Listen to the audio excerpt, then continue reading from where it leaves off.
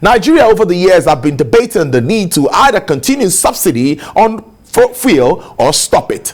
Well, as many believe that the removal of fuel subsidy will have more negative impact on the poor masses than benefits. However, the current administration has decided to take the bull by the horn to begin the move to totally remove subsidy on premium motor spirit, popularly known as petrol. According to the Minister of Finance, Budget and National Planning, Mrs. Zainab Ahmed, the development, which will commence next year February, will enable the government to save the sum of 250 billion naira spent on fuel subsidy monthly and would be replaced with cash transfer of 5,000 naira to about 40 million Nigerians as transport grants, as the prices of PMS will increase to 340 naira per litre or even more. Recall that the International Monetary Fund (IMF) advised Nigeria and the federal government, of course, to remove fuel and electricity subsidies early 2022, noting that the subsidies benefit only the rich. Joining me now live from our Abuja studios to discuss this is, of course, an oil and gas expert and the Chief Executive Officer of Cabtree Limited, Mr. Bode Sowunmi. Good afternoon, Mr. Sowunmi. It's good to have you on the show.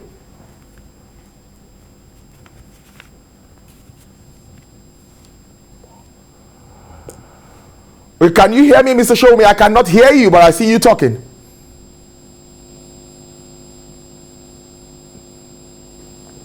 Your issues, but I can hear you loud and clear.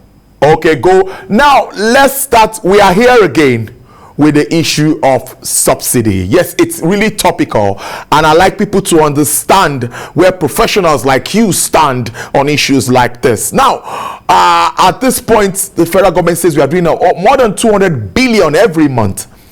Always like to start this way. How did we get here with regards to subsidy payments and all that has happened around subsidy? Well, subsidy with respect to petrol, PMS, is decades old. But I think it's not so much important how we got here. It's perhaps the function that it does and its relevance for today. Subsidy is one of the ways in which government or regulatory aspects of government tries to ensure that there is balance within the free market. So basically, if the forces of demand and supply alone are left to determine prices, you could have a situation in which there could be a collapse of society as a result of some people not being able to afford those prices. So generally in democracies all over the world, there are all kinds of prices. In the US, there's wheat subsidy, there's meat subsidy, there's subsidies of all kinds. The whole idea is to ensure equity and balance. So now, because petrol is perhaps the singular most important factor that determines inflation, that determines a whole range of socio-economic activities, the idea is that for society to be balanced, for the economy and other influences to maintain a certain stability, let there be subsidy so that those within the lower brackets or maybe even medium income brackets can be able to partake in economy as it should. So that is the purpose of subsidy. But that's where the good news probably ends. Now, one of the challenges with the current subsidy regime is its opaqueness. The fact that you are not at liberty to be able to properly calculate or verify whatever figures comes out. So basically, and that is at the root of a lot of the criticism and a lot of the agitations by the people who are antagonistic to anything about subsidy. The mere fact that there is a pricing that is internationally verifiable for determining PMS, and the mere fact that how government computes it is not exactly verifiable is where the divide comes to. I mean, that's where the tire touches the road, and that's where the divide comes to be. So first of all, there needs to be greater transparency in terms of how the subsidy is computed, such that the people who are going to be at the bottom of, at the receiving end of the impact of the subsidy can understand it. And you have to believe in the good of Nigerians and the good of people at large to be able to, that once they understand the real figures and once they push for a society that is based on free market, they can enjoy it knowing that they can see in a factual and gradual process the impact of what they are enjoying, so that you have a better economy and a better society on the long run. Very good one. Now, government is also saying, or let me say the National Petroleum Company Limited now says that they are not even calling it subsidy anymore because they don't have the authorization from the National Assembly to pay this. So they call it under recovery. And this comes in, and that takes me to the PIA. I think there's a segment of it that also takes out subsidy. Finally, we expect it to be out, according to what we've heard, by February 2022. Do you think this can happen? And if it happens, let's now look at the impact on masses. Well, technically it can happen. I mean, basically for subsidy to be removed, all that needs to happen is that they stop paying it. So, I mean, technically it can happen. It's not about it happening that is the issue. It is about the possible consequences and the ramifications of the removal. That is what is causing the gradualness within government to sensitize people, to have the discussions going on, to make people understand. So, the truth be told, if we are trying to work a proper economy, there should be removal of subsidy.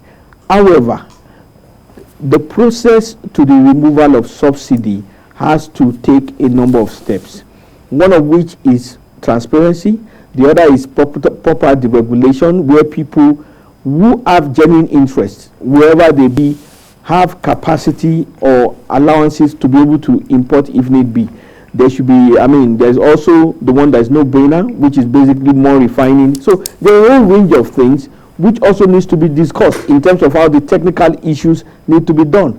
Then there's obviously the political will, which basically is a matter of governance and the governing elite.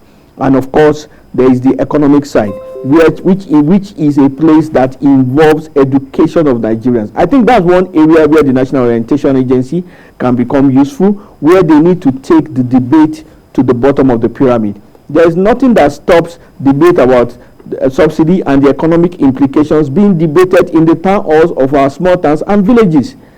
They can do it in the local languages. We are assuming that the people will not understand and the people will not be able to contribute. It is not so.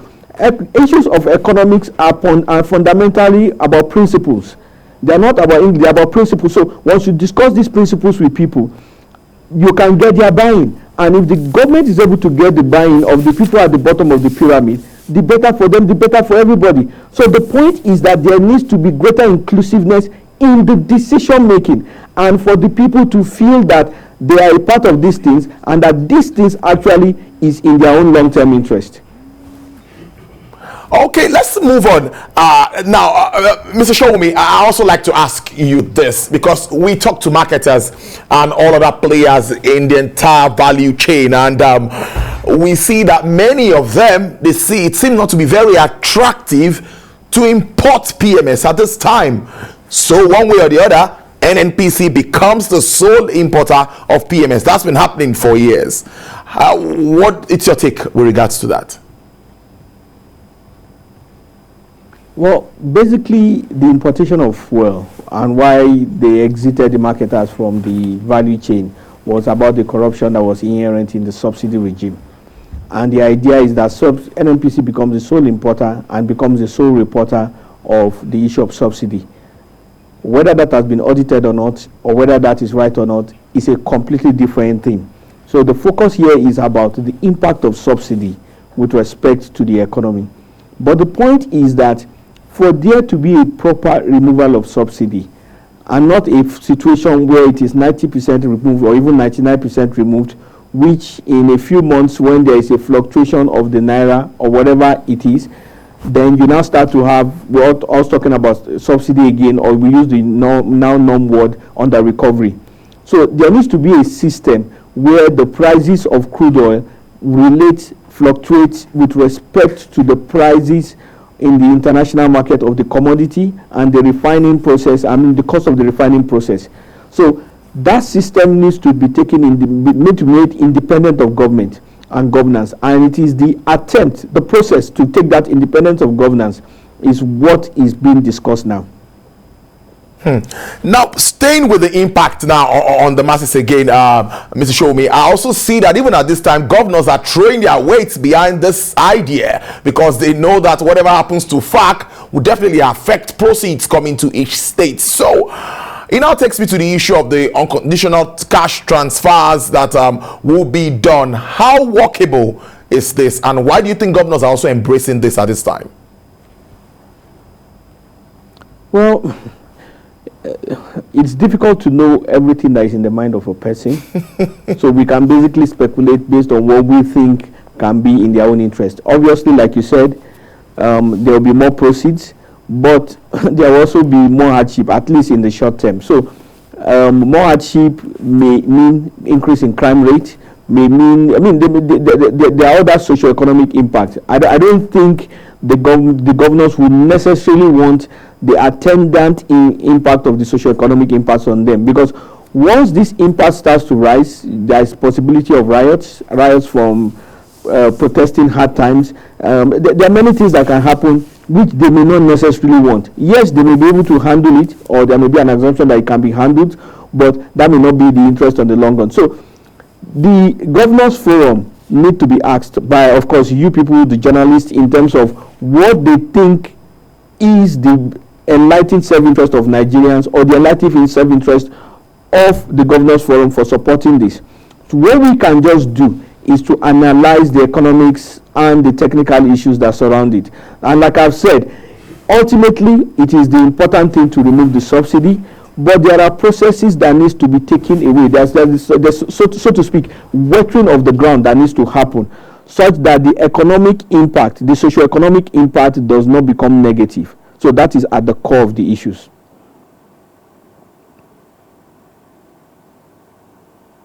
Now, almost finally, Mr. Sowunmi, when we talk about that subsidy, you talked about the opaqueness, which was something I also put down to talk about. And it brings me to the issue of smuggling and the correct amount of PMS that we consume as a country on daily basis.